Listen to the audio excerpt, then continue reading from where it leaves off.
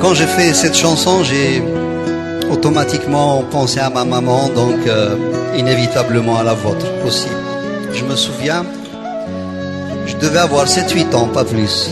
Nous étions en Kabylie. Elle était là, à côté de moi, en train de battre du lait qu'elle a mis dans une calebasse, vous savez, une espèce de baratte. Et elle le battait en faisant ce geste-là, peut-être qu'un certain nombre d'entre vous ont déjà vu faire. Et quand elle faisait son acte, son travail, elle rythmait aussi des mots, des idées, des chants, des soupirs. Ça lui arrivait de pleurer des fois, même d'esquisser un sourire à des moments aussi. Et vous savez, sur le coup, j'étais jeune, beaucoup trop petit pour comprendre. Ayant bien sûr grandi et surtout ayant emmagasiné toutes ces choses dans ma tête, dans ma mémoire, je me suis rendu compte alors qu'elle ne faisait que se confier à son instrument, parce qu'elle n'avait pas d'autre interlocuteur valable. Et c'est là où j'ai compris une chose, cette image de femme qui était là, subissant la loi du milieu, du mal, et qui se confiait donc à une chose inerte. Et c'est là où j'ai compris une chose assez importante dans ma vie, c'est que ce n'est déjà pas évident d'être une femme en général dans n'importe quelle société, qu'elle soit moderne, avancée, aboutie ou non. Je crois que ça l'est encore moins dans des sociétés à forte tradition telles que la mienne. Et j'en voulais pour preuve cette dame qui se trouvait être ma mère. J'ai compris une deuxième chose, c'est que, puisque j'ai sorti inconsciemment cette chanson du fond de mon enfance, à travers des visions que j'ai eues et que j'ai vécues, des sensations que j'ai éprouvées, j'ai tout de suite compris aussi qu'elle n'était plus à moi tout seul, mais qu'elle nous appartenait tous. Parce que d'abord, on a tous une maman et que, pour peu qu'on appartienne à une de ces sociétés un peu à forte tradition, on a une image de la mère assez spécifique, assez spéciale. Et à ce titre, j'ai l'habitude donc de la partager avec vous en vous demandant une chose bien simple, ce que je fais depuis pas mal de temps. Essayez ce soir, ce samedi soir plutôt, d'avoir dans votre tête une image claire, précise, lumineuse de celle qui vous a donné la vie, ou tout simplement de celle que vous aimez. Qu'elle soit ou non de ce monde, je pense qu'elle sera à jamais gravée dans nos cœurs. Vous pourriez me dire pourquoi, bien sûr. Parce que l'un de vous pourrait me dire, bon, ma maman est avec moi, on vit ensemble, il n'y a pas tellement de soucis. Quelqu'un d'autre me dira, j'ai de ces nouvelles au téléphone, on se tient en contact. Et vous savez, ce n'est pas du tout pour ça. Je vous le demande parce que je suis convaincu que vis-à-vis d'une femme en général et d'une maman en particulier, je crois que nous avons tous quelque chose à nous faire pardonner, ou à tout le moins à nous reprocher. Dites pas non tout de suite. Rentrez en vous-même, questionnez-vous, et vous verrez bien.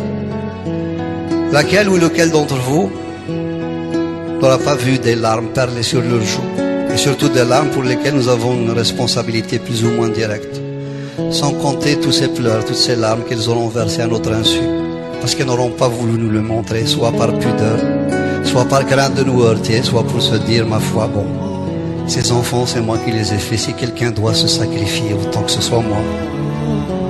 Franchement, laquelle ou lequel d'entre nous tous aura été péché dans le tréfonds de leur cœur, le moindre de leurs frissons, la moindre de leur fragilité, et surtout cesser de voir en elles des mamans couveuses ou des mamans allaiteuses qui ne sont là que pour la reproduction, alors qu'elles peuvent aussi avoir de la place pour un cœur contrarié, des amours contrariés, un désir frustré, etc.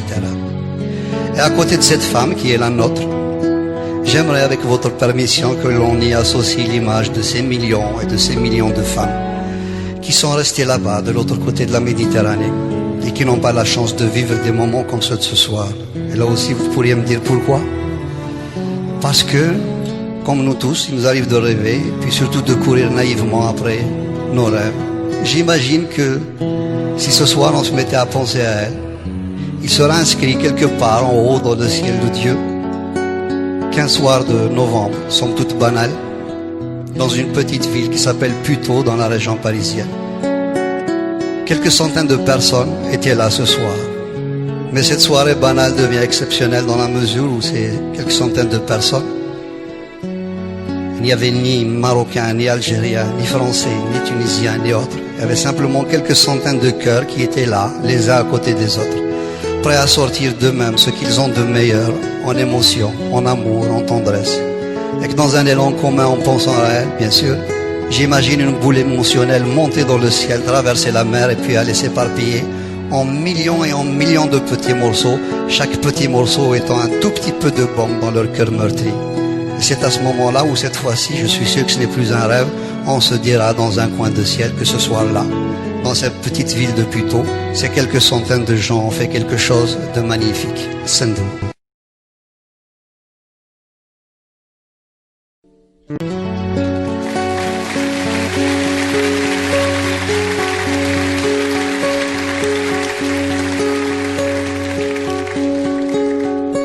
Sendou, Sendou,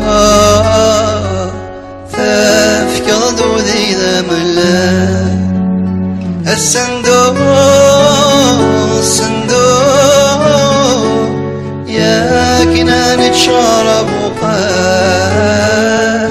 يا كنا نتشرب وقال عندو ما يغير فكي الثوار شتبودي ما كنيس نسمني عندو ما يغير فكي الثوار شتبودي ما كنيس نسمني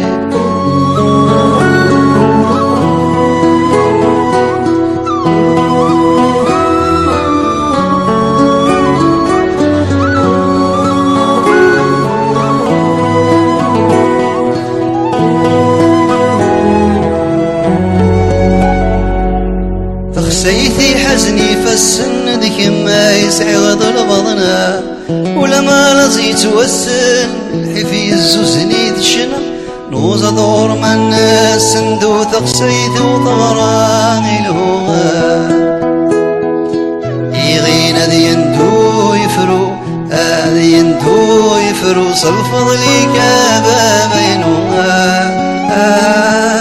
صلفض لي كبابينوها الصندوق الصندوق